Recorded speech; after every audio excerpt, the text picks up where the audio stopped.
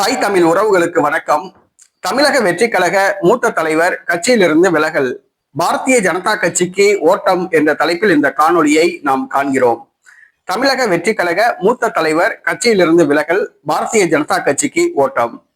தமிழக வெற்றி கழகத்தை கடந்த 2024ஆம் ஆண்டு பிப்ரவரி மாதம் ஆரம்பித்தார் நடிகர் விஜய். அரசியலுக்கே அறிமுகம் இல்லாதவர்கள், அரசியல் அனுபவம் இல்லாதவர்களை கட்சியில் முக்கிய பொறுப்பாளர்களாக நியமித்தார்.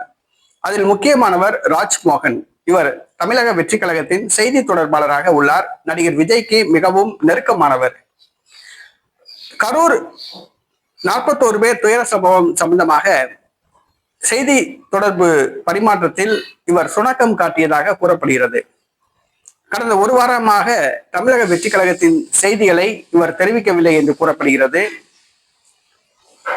பத்திரிகையாளர்களை, ஊடகங்களை இவர் சமாளிக்கவில்லை என்று கூறப்படுகிறது. இதனால் நடிகர் விஜய் ராஜ்மோகன் மீது அதிருப்தி அடைந்துள்ளார், தன்னுடைய கோபத்தை காட்டியுள்ளார் என்று கூறப்படுகிறது. இந்த சூழ்நிலையில் ராஜ்மோகன் நடிகர் விஜய் மீது அதிருப்தி அடைந்து கட்சியிலிருந்து விலக திட்டமிட்டுள்ளதாக கூறப்படுகிறது.